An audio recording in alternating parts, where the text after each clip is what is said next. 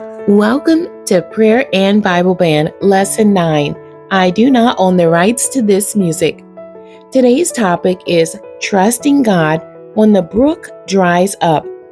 The background reading is coming out of Psalms chapter 64, verse 10, Proverbs chapter 3, verse 5, 1 Samuel chapter 17, verse 40, 1 Kings chapter 17, verses 1 through 7, Job chapter 6, verses 15 through 18, and James chapter 5, verse 17. The devotional reading is coming out of Numbers chapter 13, verses 21 through 27. The central verse. I will read the King James Version first and then the New Living Translation of 1 Kings chapter 17, verse 7. And it came to pass after a while that the brook dried up, because there had been no rain in the land. The New Living Translation. But after a while the brook dried up, for there was no rainfall anywhere in the land. The key terms for today's lesson: drought, sustain, and source. Drought, a period of dryness, especially when prolonged. Sustain, to supply with nourishment, to give support or relief to. Source, a point where something begins, a generative force. The introduction says, in the Bible, the brook is often referred to as a source of life and refreshment. It serves as a metaphor for God's provision, sustenance, and care for His people. A brook is a small stream which is natural and has fresh water. A stream is a small, narrow river that flows in a continuous current in a specified direction.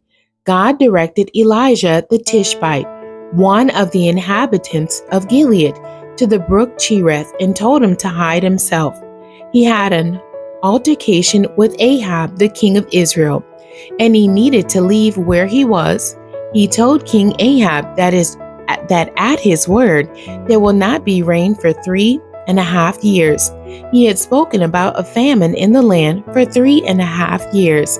There was no doubt that some of the people were not happy about the land being without water. Just as everyone else was in a drought, Elijah was also in a drought. This meant prolonged periods of abnormally low rainfall, which meant a shortage of water. When there is a shortage of water, crops won't grow, which creates a shortage of food. God promised to sustain His people during the times of famine. It seemed strange for Elijah to do this because the book of James said that Elijah was a human man like any other man, except that he had the power of God flowing in his life. Because of his walk with God, the power of death and life was in his tongue. And that's Proverbs chapter 18, verse 21. God is very clear about our spiritual obedience and ability to choose between life and death. He rewards those with the right heart who are faithful to His instruction. As His children, the believers can choose thoughts, words, and actions, and are empowered to create and maintain healthy relationships. The believers must be intentional in their choices. The discussion says, believers are so blessed because living saved is a choice. They can deal with whatever comes their way because they have allowed God to cover every aspect of their lives. They have learned to seek God before they seek any position. They have also learned to seek and trust God before they seek any role or to seek the things of this world. True believers set their hearts on the things of God. He knows he has nothing to fear when God is on his side, even when his source dries up. Just as God led Elijah to brook Cherith, God kept him there, had ravens to feed him, and gave him fresh water to drink daily. His hope was placed in the Lord, who promised never to leave or forsake him. God sent him to the brook, but the brook dried up. If God lets your source dry up, He has something else in mind for you. For we know that all things work together for the good of those who love the Lord and are called according to His purpose. Elijah had the same emotions every human has, but he trusted God enough to say what he felt God wanted him to say. He spoke to the king and told him that because he said so, the rain would stop. When the believer can believe God when things are going well, he can trust God when things go wrong.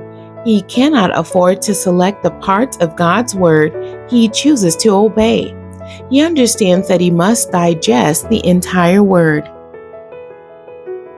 When words escape the believer, he must participate with God and do what he says and does.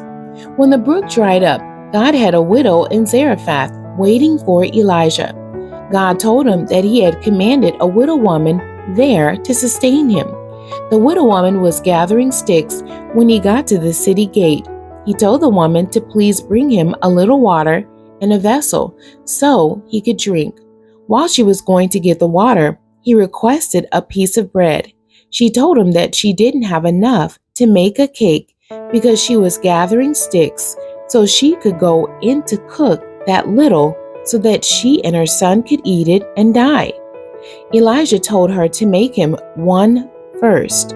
She obeyed the word of the Lord spoken by Elijah, and that word was fulfilled in her home. The barrel of the meal continued to supply her with the meal, and the cruse supplied oil for the entire drought. The steps of a good man are ordered by the Lord. In conclusion, we don't know what will happen in the world that we live in, for there are wars, rumors of wars, earthquakes, wildfires, hurricanes, and many different storms, violence on our streets in cities around the world, sexual trafficking, abortions, gang rapes, mass murders, and all kinds of chaos in our communities. However, the believer knows that he can trust God to take care of him. If God allows the brooks in our lives to dry up, He has other sources to sustain us. We are not going to have anxiety attacks, nor will we kill ourselves. When the believer trusts God, he is like a mountain that cannot be moved. The believer will stand on the many promises that God has given to him. God will never fail him. The old Negro hymn says, "Be not dismayed, whatever betide. God will take care of you. Beneath his wings of love abide. He will take care of you." The questions for today's lesson. Number 1, why did God send him to the brook when he knew that the brook would dry up? Number 2, what was the purpose for the brook experience? Number 3, why did Elijah pronounce a drought upon the land? Number 4, how did the drought affect the land? The essential thought: if you can trust God in the good times, you can trust Him in the bad times. The end. God bless you and thank you for joining me today.